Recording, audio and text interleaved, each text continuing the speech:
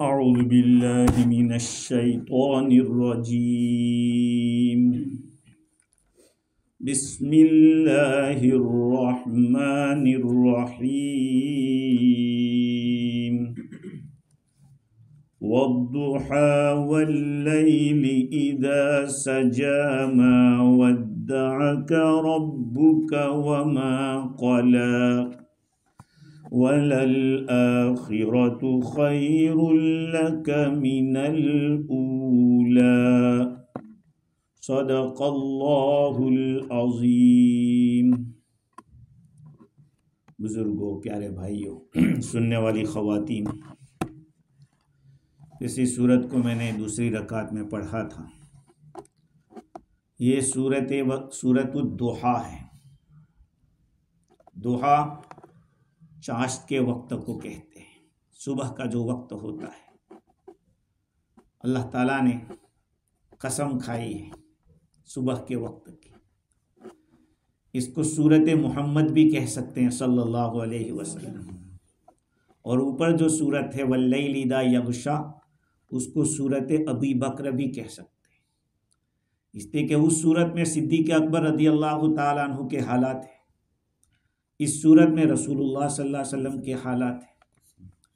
लेकिन फ़र्क इतना है कि वहाँ पे वल्लैली से शुरू किया है, रात की पहले कसम खाई और दिन की बाद में खाई। वल्लैलि इज़ा यग़शा वन्नहारि इज़ा तजल्ला, नहार के माना दिन। और यहाँ वद्दुहा दिन की कसम पहले है, वल्लैलि इज़ा सजा रात की कसम बाद में है। उसकी हिकमतें हैं तो बाद में आगे चल के इंशाल्लाह अर्ज करेंगे। ये मक्की सूरत है और 40 कलिमे है, 192 हरूफ है। इसको सूरह दुहा इसलिए कहते हैं कि अल्लाह ताला ने दुहा की कसम खाई है। ये सूरत क्यों नाजिल हुई, उसकी वजह क्या है नाजिल होने की? आमतन उलमा दो वजह बतलाते हैं। इस बारे में तो कोई शक नहीं कि कुछ वही का नुज़ूल डिले हो गया, अल्लाह ताला की तरफ से वही आने में कुछ ताखीर हुई, दुश्मनों को मौका मिल गया, उन्होंने उल्टी सीधी बातें शुरू कर दी। और मुफ्ती शफी साहब रहमतुल्लाह अलैह लिखते हैं कि वही का डिले होना एक मर्तबा नहीं हुआ है, कई दफ़ा हुआ है। इसलिए वाक़ियात ज़रूरी नहीं कि एक साथ ही वाक़ियात पेश आए हो, अलग अलग वक्त में पेश आए हो, लेकिन हुआ। अल्लाह ताला ने वही की ताख़ीर के बाद ये सूरत नाजिल फरमाई और इशारा कर दिया कि जैसे रात के बाद दिन आती है, दिन के बाद रात आता है, दिन आता है, रात आती है, इस तरह से होता रहता है। तो कहा कि इसी तरह से वही के बारे में भी आपको समझना चाहिए कि वो भी ऐसे ही आती रहेगी, लेकिन कभी कुछ ताख़ीर हो, कभी दिन बड़ा हो जाता है, कभी रात बड़ी हो जाती है, तो उसमें आपको अफसोस नहीं करना है, उसकी हिकमतें होती है अल्लाह ताला की। हाँ, तो एक वाक़या ये है कि जब हुज़ूर अकरम सल्लल्लाहु अलैहि वसल्लम ने शुरू में जब दावत देना शुरू किया मक्का मुकर्रमा में, तो मक्का के मुशरिकीन ने सोचा कि ये तो फैलते ही जा रहे दिन, हक आता है बहुत लेट। एक बात याद रखें, बातिल बहुत जल्दी कूदता है और जोश में आके, लेकिन हक को आते आते देर लगती है। तो मक्का वालों ने मदीना वालों से पूछा कि तुम तो अहले किताब हो, इनका कोई तोड़ हो तो बताओ। तो वाक़या आप जानते हैं कि 3 चीज़ों का सवाल किया कि उनसे पूछो कि असहाबे कहफ कौन थे, जुल्करनैन कौन था, और रूह के बारे में आप क्या कहते हैं। ये 3 सवाल के जवाब पूछो। रसूल अकरम सल्लल्लाहु अलैहि वसल्लम के पास ये लोग आए और पूछा, हुजूर ने फरमाया कि कल जवाब दूंगा। एक ऐते अल्लाह के भरोसा के कल वही आ जाएगी, मैं बता दूंगा। लेकिन आप सल्लल्लाहु अलैहि वसल्लम ने इंशाअल्लाह नहीं कहा। इंशाअल्लाह कहना भूल गए। भाई इंसान थे, वो भी हैं, इंसान थे ने। अभी मैंने पढ़ा ने कुल इन्नमा अना बशर, कि नबी आप कह दो कि मैं तुम्हारी तरह इंसान हूं, अब फिर तुम कहो कि नहीं तुम इंसान नहीं हो। कितना जुल्म होगा ये तो। कुरान कह रहा है कि आप नबी बताओ कि मैं तुम्हारी तरह इंसान हूं, लेकिन पत्थर पत्थर में फर्क होता है, ऐसे इंसान इंसान में, ये आला दर्जे के इंसान। तो आप भूल गए इंशाअल्लाह कहना, तो अल्लाह ताला ने वही को रोक दिया। एक वाकया ये नकल किया जाता है, हाफिज इब्न कसीर रहमतुल्लाहि अलैहि ने तफसीर इब्न कसीर के अंदर अस्वद बिन कैस की एक रिवायत नकल की। वो फरमाते हैं कि मैंने जुंदुब रदियल्लाहु अन्हु को ये फरमाते हुए सुना कि रसूल सल्लल्लाहु अलैहि वसल्लम की उंगली में एक पत्थर लगा, तो आपने ये शेर कहे, हल अंति इल्ला उसबुइन दुमीती वफी सबीलिल्लाहि मा लकीती। अरे तू तो एक उंगली है जो जख्मी हुई अल्लाह के रास्ते में, तुझको कुछ भी तकलीफ आई है, तू तो एक उंगली है। जब आप सल्लल्लाहु अलैहि वसल्लम ने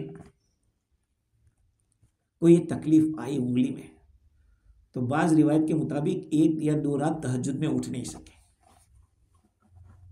तहज्जुद में उठ नहीं सके। जब आप सल्लल्लाहु अलैहि वसल्लम तहज्जुद में नहीं उठ रहे, तो एक औरत ने आके कहा कि तुमको तुम्हारे शैतान ने छोड़ दिया है, नाउज़ुबिल्लाह सुम्मा नाउज़ुबिल्लाह। और ये अबू लहब की बीवी थी, अबू लहब की बीवी थी। कौन अबू लहब? कौन अबू लहब?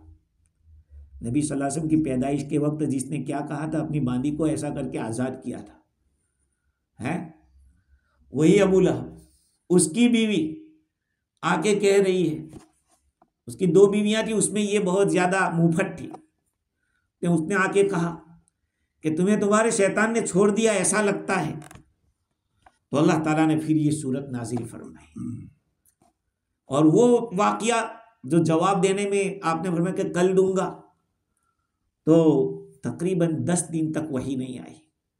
बाज़े रिवायात में बाज़ मुफस्सिरीन 12 दिन बतलाते हैं, 12 दिन, बाज़ लोग 15 दिन बताते हैं, बाज़ लोग 40 दिन बतलाते हैं कि 40 दिन तक वही नहीं आई। इसलिए आप सल्लल्लाहु अलैहि वसल्लम को बहुत बड़ा गम था और दुश्मनों को खुशी हो रही थी, ताने दे रहे थे। यहां तक के अबू लहब ने बरसरे मजलिस कहा, इन्ना मुहम्मदन वद्दअहु रब्बुहु वक़ला, कि मोहम्मद को तो उसके रब ने छोड़ दिया है और वो नाराज हो गया है, अल्लाह ताला नबी से नाराज हो गया, ये कहा। और अबू लहब की बीवी बेशर्मी से हुजूर के पास आकर बोली, माँ रुइया शैतान इल्ला कद तरक, शैतान तो ऐसा लगता है कि तुम्हें छोड़ के चला गया। तो अल्लाह ताला ने ये सूरत नाजिल फरमाई, वद्दुहा, कसम है चाश के वक्त की, सुबह के वक्त की। अब इसमें मुफस्सिरीन की 2 राय है कि एग्जैक्ट सुबह के वक्त की कसम खाई है या सुबह बोल के पूरा दिन मुराद लिया है। बाज़े फरमाते हैं कि नहीं, चाश का वक्त बहुत कीमती है। क्या कीमती है बाद में बता दो, उसकी क्या कीमत है। और बाज़े लोग कहते हैं कि नहीं, पूरे दिन की कसम खाई। वद्दुहा वल्लैलि इदा सजा, कसम है सुबह के वक्त की, कसम है रात की जबकि वो छा जाती है। थानवी रहमतुल्लाह अलैह उसका तर्जुमा करार पकड़ती है, और करार पकड़ने का एक मतलब यह कि खूब अंधेरी छा जाती है, या ये भी मतलब हो सकता है कि सबका आना जाना बंद हो जाता है, सन्नाटा छा जाता है, का उस वक्त की अल्लाह ताला ने कसम खाई। शाह अब्दुल अजीज मुहद्दिस देहलवी रहमतुल्लाह अलैह ने एक शायर गुजरा है जिनका नाम असद तूसी था। उन्होंने दिन अफजल है या रात अफजल है, इन दोनों का मुकाबला पहले फिजी में चलता था ना, शायरों का, कव्वाल लोगों का है। यहाँ पे दिन और रात का मुकाबला हुआ है। रात कहती है कि मैं तुझसे अफजल हूं। क्या दलील है तेरे पास कि पहले रात आती है फिर दिन आता है, तो पहले मैं आती हूं फिर तू आती है। और दूसरी बात यह कि रात की इबादत बहुत कीमती है दिन के मुकाबले में। रात ने कहा, मूसा अलैहिस्सलाम की कौम को अल्लाह सुब्हानहू व तआला ने जो वादा किया था, ववाअदना मूसा 30 लैला, 30 रातों का वादा किया था, कोहे तूर पे बुलाया था, वो रात का वक्त था। रात ने कहा कि लूत अलैहिस्सलाम की कौम को भी रात ही के वक्त उनके जुल्म की सजा दी थी और लूत अलैहिस्सलाम की को नजात मिली थी जालिमों से। फिर रात ही के वक्त हुजूर ने चांद के 2 टुकड़े किए, रात ही के वक्त हुजूर को मेराज हुई। और दूसरी बात यह है कि दिन में तो 3 औकात ऐसे हैं जिसमें नमाज पढ़ना जायज नहीं है। दिन में, रात कह रही है कि दिन में 3 औकात ऐसे आते हैं कि उसमें आप कोई नमाज नहीं पढ़, पूरी रात में कभी भी पढ़ो आप नमाज पढ़ सकते।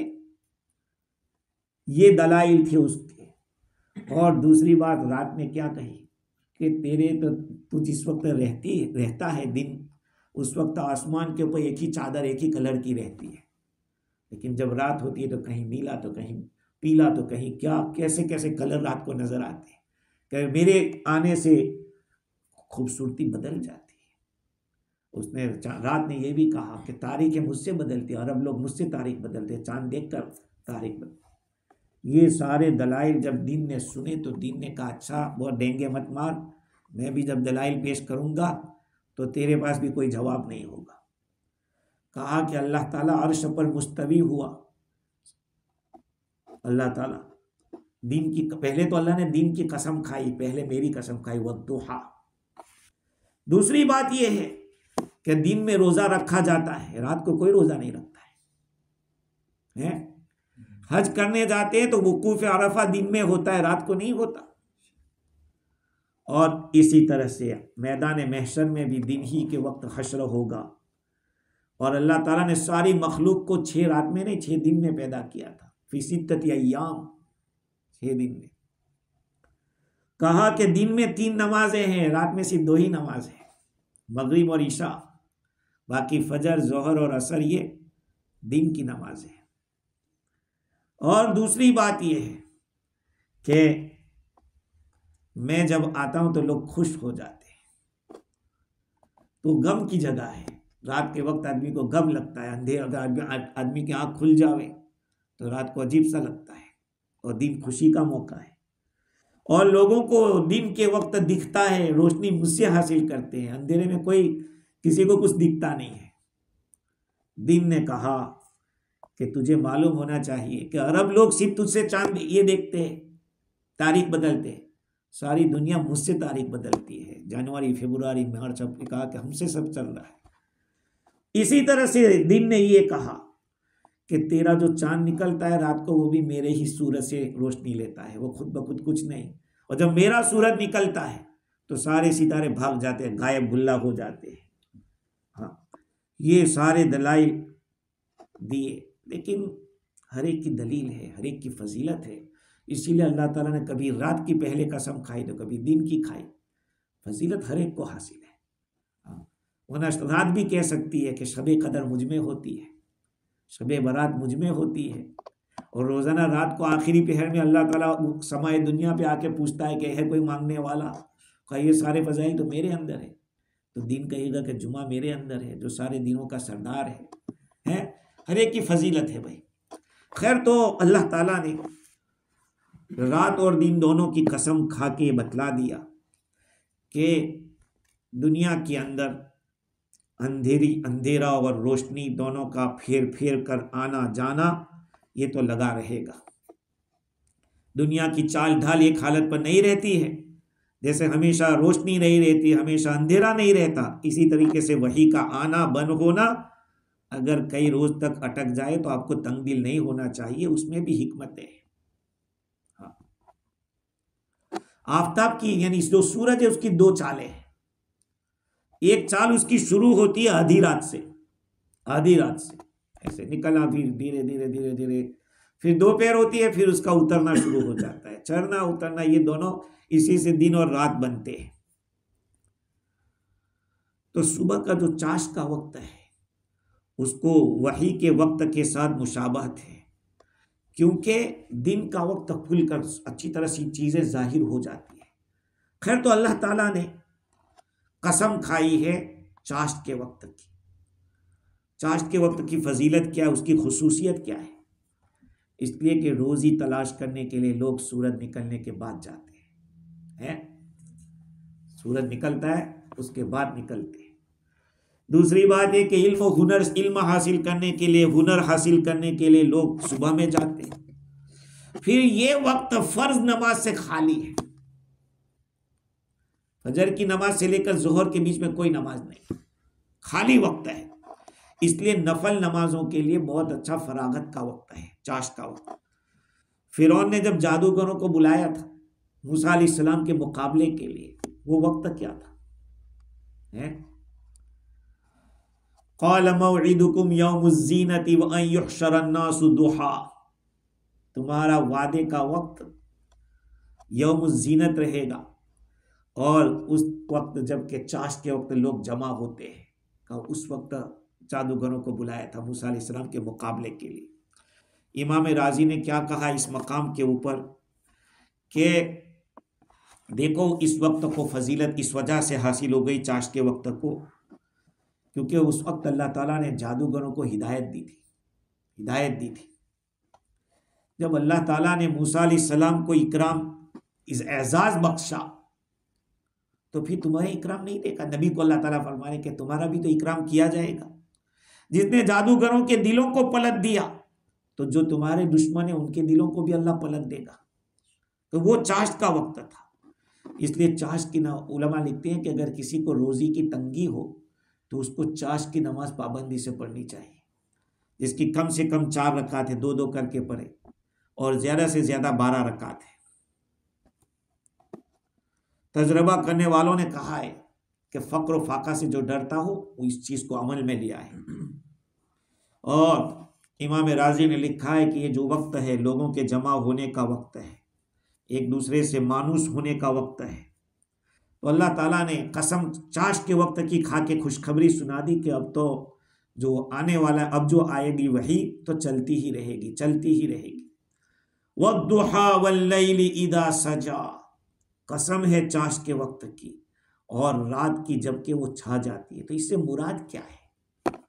इसकी तफसीर उलमा ने अलग अलग की है कि चाश के वक्त से क्या मुराद है। क्या वक्त ही मुराद है या कोई और वक्त, खास वक्त मुराद है?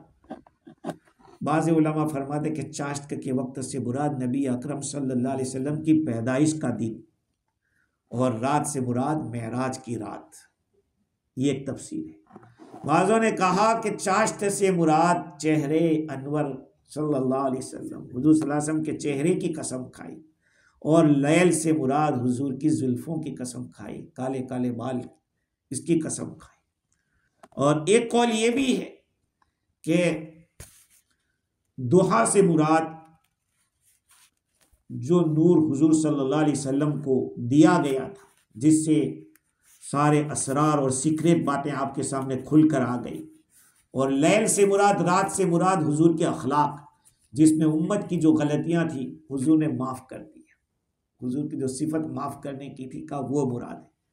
बाज़ों ने कहा कि दुहा से मुराद हुजूर के ज़ाहिरी हालात जिसको लोग जानते थे, और रात से मुराद आपके बातिनी हालात जिसको अल्लाह के सिवा कोई नहीं जानते। बाज़ों ने कहा कि दुहा से मुराद इस्लाम के वेलकम करने का जो ज़माना था वो, और रात से मुराद वो ज़माना जिसमें इस्लाम अजनबी हो जाएगा, इस्लाम अजनबी हो जाएगा। लोग इस्लाम को समझेंगे ना कि अब इस्लाम क्या रहा। बाज़ों ने कहा कि ज़िंदगी का वक्त वो मुराद है दुहा से, और रात से कब्र में जाने का वक्त मुराद है। बाज़ों ने कहा कि दिन से मुराद हुजूर सल्लल्लाहु अलैहि वसल्लम के जो ख़ानदान वाले मर्द लोग हैं उनकी कसम खाई गई, और रात से मुराद जो औरतें हैं उनकी कसम खाई गई। और बाज़ों ने कहा कि दुहा से मुराद रिसालत का, आप सल्लल्लाहु अलैहि वसल्लम की रिसालत की कसम खाई, और रात की से मुराद वही के रुक जाने की कसम खाई। खैर, ये सारी कस्में खाने के बाद अल्लाह ताला ने फरमाया मा वद्दअक रब्बुक वमा क़ला, आपके रब ने न तो आपको छोड़ा है न अल्लाह ताला आपसे नाराज हुआ है। वलल आखिरतु खैरुल लक मिनल ऊला, आपके लिए आखिरत दुनिया से बेहतर होगी, आपका आने वाला फ्यूचर ये पास से बेहतर होगा। खैर, तो अभी एक सवाल यहाँ ये होता है कि अल्लाह ताला ने ऊपर वाली जो सूरत वल्लैल इज़ा यग़शा है, जिसको सूरत अबू बकर मैंने कहा था, उसको रात से क्यों शुरू किया? वल्लैलि इदा यग़शा वन्नहारि इदा तजल्ला, रात की कसम जबकि वो छा जाती है और दिन की कसम जबकि वो रोशन होता है। और यहाँ वद्दुहा, सुबह के वक्त की कसम, वल्लैलि इदा सजा, ऐसा क्यों किया? उसका एक जवाब ये है कि सिद्दीक़ अकबर रज़ी अल्लाह ताला अन्हु पहले इस्लाम पर नहीं थे, ईमान पर नहीं थे, कुफ्र पर थे। तो गोया के पहले वहाँ अंधेरा था, इसलिए वहाँ वल्लैली से शुरू किया, और फिर उजाला आया तो फिर वन्नहारी से शुरू किया। और यहाँ कोई गुनाह ही नहीं हुआ हुजूर का, रोशनी ही रोशनी रही पहले से, इसलिए वहाँ वद्दुहा से शुरू किया है। ये एक जवाब तो इमाम राजी ने ये दिया। और दूसरा जवाब ये दिया कि रात और दिन, असल में बंदों के जितने भी काम होते हैं वो इन्हीं रात और दिन ही में होते हैं, लेकिन रात को सबकत की फजीलत हासिल है। रात पहले आती है इस्लाम में, दिन बाद में आता है। हमारी तारीख उस वक्त बदलती है जबकि हम जागते होते हैं, और अंग्रेजी तारीख उस वक्त बदलती है जबकि हम सोए हुए होते हैं, 12 बजे के बाद बदलती है। तो रात को फजीलत है। अच्छा, दिन को भी फजीलत है कि उसमें नूर है, रोशनी है। तो यूं समझो कि रात दुनिया की तरह है और दिन है वो आखिरत की तरह। तो अल्लाह की मर्जी है, जब रात को भी कुछ फजीलत हासिल है, दिन को भी, तो कभी रात को मुकद्दम करता है, कभी रात की कसम पहले खाते हैं और कभी दिन की कसम पहले खाते हैं। और दूसरी एक बात यह है कि अल्लाह ताला ने इन दो सूरतों को साथ में बयान किया है, क्योंकि सिद्दीक़ अकबर का दर्जा कम है, अब ऊपर चढ़ो तो रसूलुल्लाह का दर्जा है। इन दो सूरतों को लाके इस बात की तरफ इशारा कर दिया कि इन दोनों में बहुत ही ज़्यादा गहरा ताल्लुक है। ऐसी दोस्ती है कि एक बदन है और एक दिल है। बहुत सारे लोग, आप लोगों को शायद सवाल ना हुआ हो, लेकिन एक सवाल ये होता है कि हुजूर अकरम सल्लल्लाहु अलैहि वसल्लम ने फरमाया, लौकान बादी नबियन लकान उमर, अगर मेरे कमाकाल, अगर मेरे बाद कोई नबी होता तो कौन होता? तो सिद्दीक़ अकबर का क्या होता? उम्मत में सबसे ऊंचा दर्जा किसका है? सिद्दीक़ अकबर रज़ियल्लाहु अन्हु। माफ़ करना, एक बात मैं अभी भी आप लोगों को कह रहा हूँ, हमारे बहुत सारे लोग शीयत की तरफ जा रहे हैं, शीयत की तरफ जा रहे हैं। हज़रत अली का मकाम अल्हम्दुलिल्लाह हमारे दिल में उनसे मोहब्बत है, हुजूर के ख़ानदान के दामाद भी है, सब कुछ है, लेकिन अहले सुन्नत वल जमात की बुनियाद ये है तफ़ज़ीलुश शैख़ैन। तफ़ज़ीलुश शैख़ैन यानी शेखैन से मुराद दो ससुर। तफ़ज़ीलुश शैख़ैन, शेखैन यानी ससुर। दो ससुर कौन है? सिद्दीक़ अकबर रज़ियल्लाहु ताला अन्हु और हज़रत उमर रज़ियल्लाहु अन्हु, ये दोनों ससुर हैं, क्योंकि सिद्दीक़ अकबर रज़ियल्लाहु अन्हु की बेटी आयशा मायशा हुजूर के निकाह में, और हज़रत उमर फ़ारूक रज़ियल्लाहु अन्हु की बेटी हज़रत हफ्सा हुजूर के निकाह में। तो इमाम अबू हनीफा रहमतुल्लाह अलैह ने फरमाया कि अहले सुन्नत वल जमात की पहचान ये है तफ़ज़ीलुश शैख़ैन, शेखैन को फजीलत देते हैं। हुब्बुल ख़तनैन, दो दामाद से मोहब्बत। उस्मान ज़ुन्नूरैन ये हुजूर के दामाद हैं, और हज़रत अली भी हुजूर के का दोनों से मोहब्बत। लेकिन आज आप देख लीजिए, हमारे हज़रत अली को मौलाए कायनात कहते हैं। मौलाए कायनात अल्लाह ताला है। तो रुझान शीयत की तरफ जा रहा है। आपने कभी देखो मुहर्रम के मौके के ऊपर कितने प्रोग्राम होते हैं, तो क्या हज़रत उमर रज़ियल्लाहु अन्हु की शहादत नहीं हुई? यकीनन हज़रत हुसैन की शहादत, उसका इनकार नहीं, वो भी अहले बैत है और हमारे दिलों में उनकी मोहब्बत होनी चाहिए। लेकिन उम्मत के अंदर जिनका दर्जा इतना ऊंचा है, कभी हमने यौम सिद्दीक नहीं मनाया, कभी यौम फारूक उमर फारूक नहीं मनाया। ये क्या है? हर एक का जो दर्जा है उसको देना चाहिए। इसलिए हमारे बहुत सारे लोग, हमारे बाद ऐसे फिरके जो शीयत की तरफ घुसते जा रहे हैं। हाँ, हज़रत अबू बकर के मकाम को पहचानना चाहिए। जब हज़रत अली रज़ियल्लाहु अन्हु से लोगों ने कहा कि आपने हज़रत अबू बकर सिद्दीक़ से बैक ले ली, तो कहा कि क्यों ना लो, जब नबी ने हमारा दीन उनको सौंप दिया तो ये दुनिया सौंपने में क्या है। क्योंकि नमाज हुजूर के ज़माने में सिद्दीक़ अकबर ने ऊपर आई, हुजूर ने इमाम बनाया अपने में, और हज का अमीर किसको बनाया? हज़रत अबू बकर सिद्दीक ने कहा ये दीन जो हमारा हज और नमाज, ये दोनों तो सिद्दीक अकबर को सौंप दी हुजूर ने, तो फिर अब मैं क्यों दुनिया के एतबार से बैत ना करूं। इतना इन लोगों में आपस में जोड़ था, इतनी मोहब्बत थी। खैर, तो सवाल ये था कि हुजूर सल्लल्लाहु अलैहि वसल्लम ने फरमाया कि अगर मेरे बाद कोई नबी होता तो कौन होता? उमर। तो फिर सिद्दीक का मकाम कहाँ गया रदी अल्लाह ताला। तो देखो मेरे हजरतुल उस्ताद मौलाना सैयद अबरार अहमद साहब नूरुल मरकज़ फरमाते थे कि वहाँ कोई अलग नहीं है सिद्दीक, ये तो हुजूर में फना हो चुके हैं। हजरत अबू बकर सिद्दीक रज़ी अल्लाह तआला अन्हु हुजूर में फना हो चुके हैं, सब कुछ दे दिया आपने, लुटा दिया हुजूर के पीछे। भाई वो दोनों एक दिल और एक बदन, ऐसे उनके अंदर ये जाहिर हो रहा था। इसलिए बाद ही फरमाए मेरे बाद अगर कोई होता तो उमर हो। ये कि सिद्दीक अकबर बाद में थोड़ी, वो तो उन्हीं के साथ है जहां देखो। नहीं, ये जवाब है उसका। खैर, तो एक सवाल ये था, उसका जवाब, 3 जवाब दे दिए। दूसरा एक सवाल ये है कि अल्लाह ताला ने यहां पर रात और दिन ही की कसम क्यों खाई? तो उसका एक जवाब यह है कि अल्लाह ताला यूं फरमाते हैं कि देखो जो ज़माना है, जो टाइम है, वो रात का वक्त, दिन का वक्त, रात का वक्त, दिन का, कभी दिन बढ़ता है, कभी रात बढ़ती है, कभी रात की घड़ियां बढ़ जाती है, कभी दिन की घड़ियां, कभी दिन की घड़ियां कम हो जाती है, कभी ऐसे उल्टा हो जाता है। तो कहा कि ये जो कुछ हो रहा है वो ऐसे नहीं हो रहा है, इसका कम होना बढ़ना ये एक हिकमत के पेश नजर है, अल्लाह ताला की हिकमत है। का इसी तरह से ये जो आपको रिसालत, आपकी तरफ जो वही आ रही है, वो मसलहत के मुताबिक कभी उतरती है वही तो कभी रुक भी जाती है, कभी बहुत ज़्यादा वही आ रही है, पैदर पे आ रही है। इसलिए आपको ये वही की जैसे रात और दिन के आने जाने में हिकमत है, वहीं पर आपके पास वही आने में और रुकने में, उसमें भी हिकमत है। ये मत समझिए कि नाराज हो गया इसलिए, जैसे अब लोग आपस में बहुत दिन हो जाते हैं मिलते नहीं, क्या बात है, वो नाराज हो गए मिलते नहीं है, ऐसा होता है। लेकिन अरबी का एक मुहावरा है, ज़ुरग़िब्बन तज़दद हुब्बन, ज़ुरग़िब्बन तज़दद हुब्बन, कुछ वक्फे के बाद मिला करो ताकि उससे मोहब्बत बढ़े। अगर बार बार मिलते रहते हैं तो फिर वो बात नहीं होती है। शहजाद हंस रहा है, देखो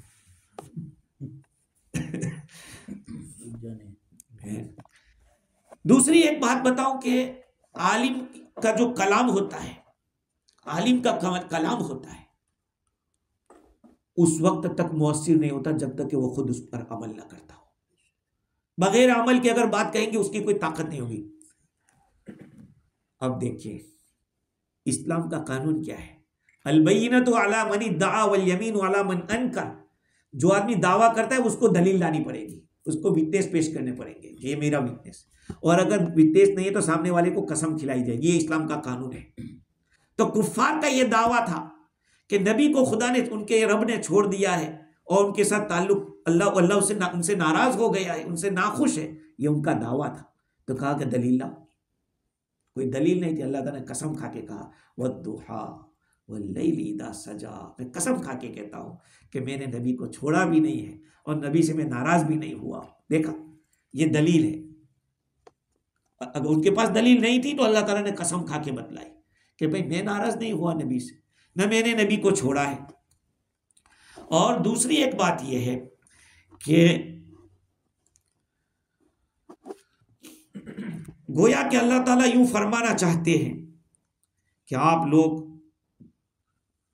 रात और दिन इन दोनों के साथ देखिए आप कि एक दूसरे से हट नहीं सकते। रात होगी तो दिन नहीं होगा, दिन होगा तो रात नहीं होगी, एक जाएगा दूसरा आएगा। रात गालिब आ जाती है तो कभी मगलूब हो जाती है। तो फिर आपको भी कैसे आप बच सकते हैं मखलूक की ज़बान से? वो किसी को छोड़ेगी नहीं, मखलूक तो उल्टी सीधी बात करेगी, इसलिए आपको इसके ऊपर परेशान होने की ज़रूरत नहीं है। एक और सवाल ये था कि अल्लाह ताला ने इस मकाम के ऊपर चाश के वक्त की कसम खाई, वद्दुहा, जो थोड़ा हिस्सा है चाश, बाद में तो जवाल हो जाएगा, लेकिन पूरी रात की कसम खाई। वल्लैलि इज़ा सजा, जबकि, और कसम है रात की जबकि वो छा जाती है। तो चाश का वक्त जो दिन का हिस्सा है वो थोड़ा सा उसकी कसम खाई, और रात की तो पूरी रात की कसम खाई। ऐसा क्यों किया? तो उसका जवाब ये है कि देखिए, दिन का थोड़ा सा हिस्सा क्यों ना हो, वो पूरी रात पर गालिब आता है। ये नबी अकेला है, लेकिन सारे नबियों के मुकाबले में इस नबी का मकाम ऊंचा है। ये नबी सारे नबियों के मुकाबले में, यानी जैसे रात दिन का थोड़ा हिस्सा पूरी रात मुकाबला नहीं कर सकती, सारे नबी मिलकर भी हमारे नबी सल्लल्लाहु अलैहि वसल्लम के जो मकाम है वहां तक नहीं पहुंच सकते। और दूसरी एक बात यह है कि रात का दिन का थोड़ा हिस्सा क्यों लाए और रात पूरी? इसलिए कि दिन खुशी का वक्त होता है। आशिकों के लिए तो रात का वक्त खुशी का होता है, लेकिन आमतन जो हालात है, मार्केट और सब चीज़ें जो खरीद व फरोख्त है और बिजनेस का जो टाइम है वो दिन का वक्त है, वो खुशी का वक्त होता है। इंसान गौर करे तो इस दुनिया के अंदर खुशी कम है, गम ही ज्यादा है। समझे? इस बात की तरफ इशारा है। और इसको साबित करने के लिए इमाम फखरुद्दीन राजी ने एक रिवायत नकल की, और रिवायत किस दर्जे की है वल्लाहु आलम बिस्सवाब। इस रिवायत को तफसीर रूहुल बयान के अंदर भी नकल किया है। रिवायत ये है कि अल्लाह ताला ने जब अर्श को पैदा किया तो एक काला बादल लेफ्ट साइड की तरफ आ गया, बिल्कुल काला था। उसने आवाज दी कि मैं क्या बरसाऊं? बदली थी। उसने कहा मैं किस चीज की बारिश बरसाऊं? तो उसको जवाब दिया कि गम, वरी और टेंशन, इसकी तो बारिश बरसा। 100 साल तक वो बारिश बरसाता, जो बदली थी, काली बदली, उसने 100 साल तक किसका? डिप्रेशन और टेंशन, वरी, फिकर, ये सारी चीजें 100 साल तक बरसाता रहा। फिर वो खुल गया, फिर दोबारा उसको हुक्म दिया। इस तरह से 300 साल तक ये होता रहा। उसके बाद अर्श की राइट साइड के ऊपर एक सफेद बदली आई। उसने आवाज दी कि मैं क्या चीज बरसाऊं? उसको जवाब दिया कि ठीक है, तुम सुरूर, खुशी को बरसाओ, लेकिन 1 घंटे के लिए, ज्यादा नहीं, कुछ वक्त ही बरसाना। का इसी वजह से देखेंगे दुनिया के अंदर गमगीन लोग ज्यादा मिलेंगे लोग, और खुशी में बहुत कम लोग मिलेंगे। दूसरी बात यह कि चाश का वक्त लोगों की हरकत का वक्त है, दूसरे एक दूसरे को पहचानने का वक्त है। तो इसीलिए तो इसको हश्र का वक्त, भी क़यामत का जो वक्त होगा वो ये ऐसा ही वक्त होगा, हश्र का। और जब रात आ जाती है तो फिर क्या हो जाता है? सब ठंडे पड़ जाते हैं। यूँ समझो कि वो कब्र की जो जुल्मत होती है वो, और इन दोनों के अंदर अल्लाह ताला की हिकमत है, और ये दोनों की दोनों अल्लाह ताला की तरफ से एक किस्म की नेमत है। तो अल्लाह ताला फरमाते हैं कि वद्दुहा, कसम है चाश के वक्त की और रात की जबकि वो छा जाती है।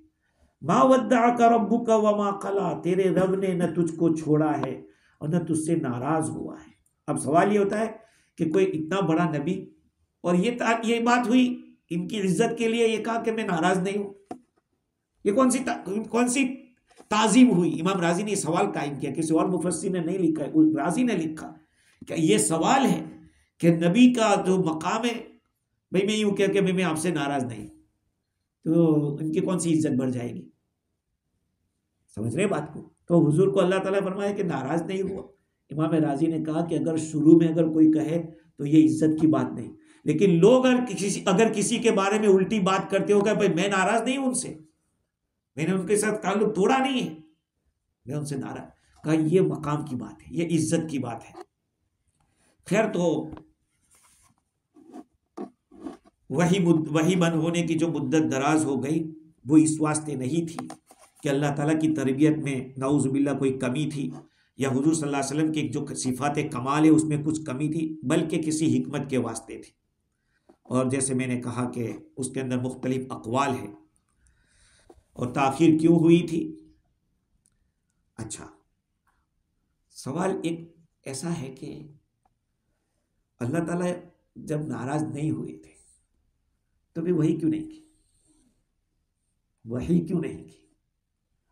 ये याद रखें कि जो जितना ऊंचे दर्जे का होता है ना, जो जितना ऊंचे दर्जे का होगा वो मिस्टेक ना हो, लेकिन ये है कि बेटर नहीं है, ऐसा काम भी हो जाए तो लोग कहते हैं यार अब हुजूर सल्लल्लाहु अलैहि वसल्लम जैसे ऊंची हस्ती और इंशाअल्लाह कहना भूल गए, वो तो इंसान थे, लेकिन इस वजह से अल्लाह ताला ने कहा कि रखो अभी वही ये करो। और दूसरे मौके के ऊपर भी बाज रिवायत में आता है कि हज़रत खदीजा रदी अल्लाह ताला अन्हा ने यह अर्ज़ किया हुजूर से कि शायद अल्लाह ताला ने आपको छोड़ दिया या आपको ये नाराज़ हो गए आपसे। बाज़ों ने हुजूर की तरफ निस्बत कर दी, लेकिन ये निस्बत करना अच्छा नहीं है, इसलिए कि नबी वक्ती तौर पर नबी नहीं होता, वो क़यामत तक के लिए नबी होता है। भाई मैं और आप किसी को मैनेजर बना दे तो उसको तो हमें कैंसिल करना पड़ सकता है, हो सकता है वो चोर हो, लेकिन अल्लाह ताला तो हर चीज का फ्यूचर और आफ्टर फ्यूचर भी जो कुछ होगा अल्लाह सब जानता है। तो अल्लाह ने जो नबी बनाए वो सिलेक्टेड पीपल थे। अल्लाह ताला ने इलेक्शन किसी का नहीं किया। जैसे मैं बार बार कहता हूं कि विलायत में इलेक्शन होता है और नबूवत में सिलेक्शन होता है, और सिलेक्टेड पीपल जो होते हैं वो सबको मंजूर होता है कि तो अल्लाह के नबी सल्लल्लाहु अलैहि वसल्लम को अल्लाह के नबी को ये नहीं था कि मेरी नबूवत खत्म हो गई, कैंसिल हो गई, नहीं, ऐसा नहीं था। हाँ, क्योंकि नबूवत कयामत तक के लिए। अगर ऐसा हो कि भाई कैंसिलेशन हो सकता था तो फिर नबूवत का दर्जा ही बाकी नहीं रहेगा, किसी को भरोसा ही नहीं रहेगा कि पता नहीं अभी भी है कि नहीं। इसलिए अल्लाह ताला ने नबी के अंदर किसी भी नबी को पैदा किया, किसी नबी में कोई ऐसा ऐब नहीं था, समझे, कि कोई बेहड़ा आया हो नबी नऊजुबिल्लाह, या नऊजुबिल्लाह कोई गूंगा नबी आया हो, ऐसा कोई नबी नहीं। नबी में इस तरह का कोई ऐब नहीं रहा। तो ये जो बात थी कि आपको इंशाअल्लाह कहना चाहिए था लेकिन नहीं कहा, या ये कि जो दूसरा वाक़या था हज़रत हसन या हुसैन रदी अल्लाह ताला अन्हुमा, उनके लिए वो घर के अंदर कोई कुत्ते का बच्चा आ गया था, एक रिवायत ये भी है, इसलिए जिब्राइल अमीन लेट आए। जिब्राइल अलैहिस्सलाम बाहर खड़े थे, तो वक्त आपके ऊपर जिब्रील अमीन पहुंचे नहीं था, आप सरासर बाहर निकले देखने के लिए। कहा जिब्रील बाहर, पूछा क्या हुआ? कहा जिस घर के अंदर तस्वीर होती है और जिस घर में कुत्ते होते हैं उस घर में हम जाते नहीं। माफ़ करना, मैं हमारे यहाँ बहुत सारे लोग अपने घरों में अपने बच्चों की बचपन की तस्वीर और स्कूल की तस्वीर और अपने बाप की तस्वीर, माँ की तस्वीर जो गुजर गए उनकी लगाते, जायज़ नहीं है। जिस घर में तस्वीर होगी रहमत के फरिश्ते नहीं आएंगे। हाँ, अगर आपने लटकाया हो तो उसको बंद कर लीजिए। बहुत सारे लोग इस तरह करते हैं, ये शरीयत एतबार से माफ़ करना। आज भी मैं कहता हूँ तस्वीर का जो मसला है वो ये पाकिस्तान के उलमा ने उसको अलाउ तो कर दिया कि डिजिटल, भाई आखिर तो उसको तस्वीर ही तो है, हम पहचानते कि अगर ये हमको उनका फोटो भेज दे तो मैं पहचानूंगा ये साहब है, तो पहचाना कैसे? तस्वीर नहीं तो और क्या है? कोई डिजिटल हो जाने से तस्वीर से थोड़ी निकल जाएगा। आज भी मसला वही है, वो हराम ही है, ज़रूरत के वक्त ही निकाला जाएगा तस्वीर, बाकी उसकी इजाज़त नहीं है। और जिन्होंने इजाज़त दी वो खुद आज परेशान है। अब अल्लाह माफ़ फरमाए कि जो उलमा तबलीग के नाम से, दावत के नाम से कि हम तो भाई दावत का काम करते हैं इसलिए हम टीवी पे जाते हैं, फिर तुम नहाने जाते उसकी भी तस्वीर रख रहे हो हैं, तुम कहीं खाने बैठे उसकी भी तस्वीर दे रहे हो, ये क्या है? ये मनमानी है, ये रबमानी नहीं है, ये अपने नफ्स के चौंचरे पूरे करने हैं। हाँ, अब दूसरों को अच्छा लगाना है।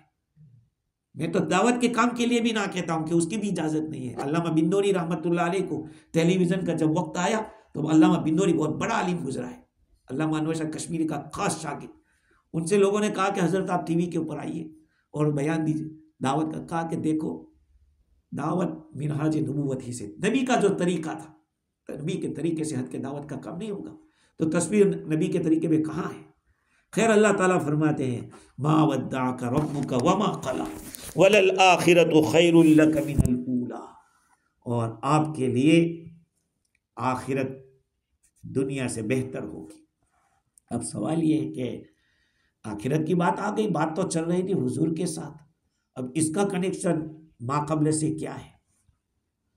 फरमाया कि देखो वही का ख़त्म होना मुमकिन नहीं है, नहीं हो सकती, इसलिए कि वही नबी के होते हुए वही ख़त्म हो जाए, इसका मतलब कि नबूवत से उनको बरतरफ कर दिया, नाउज़ुबिल्लाह।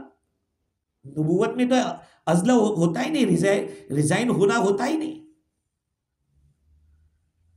बल्कि मतलब ये है कि भाई वही का मुनक़ते होने का मतलब ये है कि अब पैगाम की ज़रूरत नहीं पड़ी है। तो पैगाम की ज़रूरत नहीं पड़ी तो फिर नबी की मौत हो जाती है। जब ज़रूरत नहीं रही तो अब क्या कहा, उठा लेंगे नबी को अल्लाह ताला।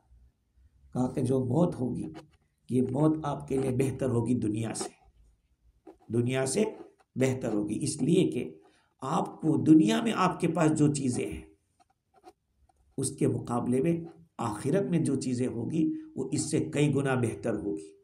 और एक मतलब ये भी है, इसका कनेक्शन माक़बल से राजी ने ये भी लिखा है कि जब आपको अल्लाह ताला ने ये फरमा दिया कि मा वद्दअका रब्बुका व मा क़ला, तेरे रब ने न तुझको छोड़ा है न तुझसे नाराज़ हुआ है, हुजूर खुश हो गए, इतने खुश हो गए। तो अल्लाह ताला फरमा दे कि अरे इतने ही से क्या खुश हो गए, ये तो कम है, इससे आगे हमने बहुत कुछ रखा है। हाँ, इससे आगे अन्नमा इंदल्लाहि फिल आखिरह खैरुन व अदम, इससे भी बढ़िया है आखिरत में। और तीसरा राजी का कहना ये है कि मेरे दिल में एक बात ये आ रही है कि जो पहले हालात गुजर गए वो गुजर गए, अब आपके जो हालात आएंगे बढ़ते ही चले जाएंगे, अल्लाह का कुर्ब होता ही चला जाएगा, होता ही चला जाएगा। हाँ, जैसे जैसे आदमी अल्लाह का कुर्ब हासिल करता है ऐसा ऐसा मनसब भी बढ़ता जाता है, ऐसे ऐसे दर्जा इज्जत भी बढ़ती जाती है। अब एक सवाल ये है कि आखिरत दुनिया से कैसे बेहतर होगी।